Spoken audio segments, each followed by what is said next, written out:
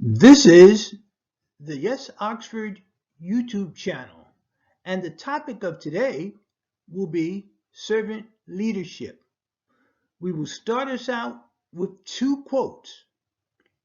First one, the true measure of a man is how he treats someone who can do him absolutely no good. That was by Samuel Johnson. The next quote you should be familiar with. You must be the change you wish to see in the world. And that was Mahatma Gandhi. And that will kick us off for today's session. Today's question is, why servant learning, or service learning as it's referred to? Well, there's a two-pronged approach and a twofold benefit. Learners acquire real-world skills while providing services to the community. Let's take a look at the service learning model. The first thing that the group of students or learners would do is identify a community problem and need. The next thing, they would use this community as a real world lab, meaning that they would attempt to work with the community, getting feedback and to understand what it takes to solve the problem. The next thing would be to emphasize the decision-making skills that the team has. So they would come up with a plan, work collaboratively with the community to make some decisions on the direction that they're going to move to solve the problem. This also gives them a major opportunity for teamwork, working peer to peer, as well as working with some of the civic leaders and adults in the community. What are some of the real benefits of this is it would be real world problem solving that would be addressed through a team collaborative effort in an experimental design. The immediate feedback is that the team would have leadership skills.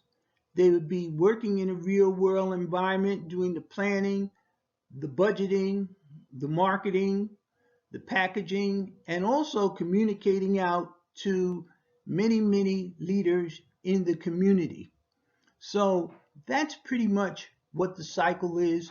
But again, the twofold benefit is that the learners acquire real world skills while providing services to the community.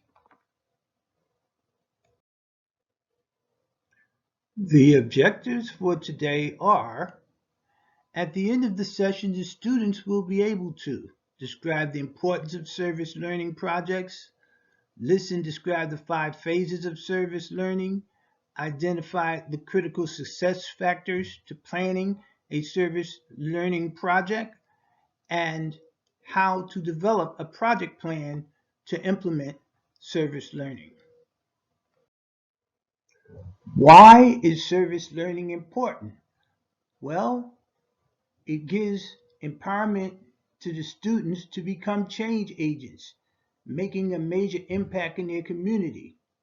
It develops civic leadership skills, gives them the capability to apply learning to real world challenges, and look at the outcomes and impact that they have on the community from working in a collaborative effort.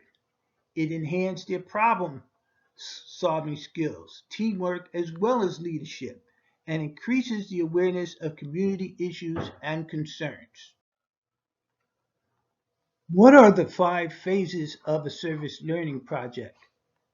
First phase would be that we want to identify the issues and concerns of the community and also get community buy-in on the issues and concerns that they would like to focus on and have our assistants to resolve. Phase two would be planning and preparation. We'd have to develop a detailed plan which includes budgeting, resources, meaning financial as well as human resources, to determine how much would be required of us to actually help them and assist them in the concerns of the community. The next piece we would also assign roles and responsibilities, including some deadlines and target dates for completion. Now that we have a plan in place, we would like to implement these services, and that will require some detailed action items of actually going out and doing the project that we have planned and designed.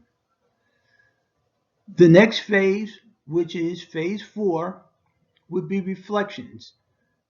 What we would want to do is reevaluate what we have done, what we have learned, and assess, did we actually accomplish the goals and objectives that we set out to help the community. Finally, we would want to have a celebration to celebrate the success of the project and reward the members that participated, both from the learner standpoint as well as the community. These are some critical success factors that we've identified. They're not all inclusive, but I think some of the major ones are highlighted here. Clearly define the project. Keep the project simple, meaning don't try to do too much with too little. Try to keep your budget at a reasonable amount. And if the project requires a lot of folks, make sure that you have the amount of volunteers that can make it work. Develop a detailed budget. What exactly is the cost of the project? Identify all the resources, human and others. Some of them are people resources, and some of them might be just to identify the space, the time, getting authorized to use the facility. Those type of things definitely, have to be taken into account. Develop a communication plan, communicating out to the stakeholders and also your project team. How is the project going to be communicated throughout the entire cycle? Develop a detailed project plan identifying the activities and the tasks. Assign all of the tasks. You need to do the scheduling, the target and completion dates, and also have a backup plan. Here is just one example of keeping it simple. Well, a simple project might simply be looking at example number one, sending some socks out to the U.S. military folks for Christmas.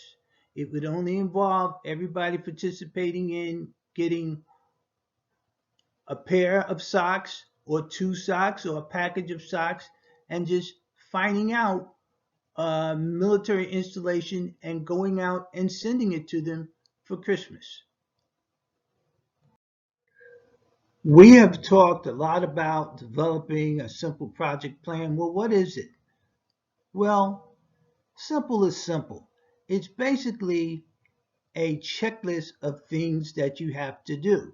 So if you've identified your budget, your communication plan, the human resources, those are things that you would want to put in a so-called checklist, just like a cookbook, just like a recipe, okay? Step by step by step. You would simply list the detailed tasks, name of the person that's assigned, the target and completion dates. One of the tools that can help you is Microsoft Word Excel, or you could use something like a Wunderlist just to keep everything in order, keep it documented, and so that the whole team can be communicating throughout the life of the project. This is just a sample of how you can use a simple checklist for your project plan. So as you see, it's nothing more than listing the tasks, describing the tasks, and putting a start date and a completion date next to it. That's it. Now, once you have it in a Microsoft Excel or something like a Wunderlist, then everybody can update it and have access to it 24 hours, 7 days a week. So you'll know the items that are outstanding and the items that have been completed. We listed a few different resources for you, but the number one thing that you need to join is Youth Services of America. They have everything, they have resources, ongoing activities, and they are the premier organization that's in the forefront of service learning or servant leadership.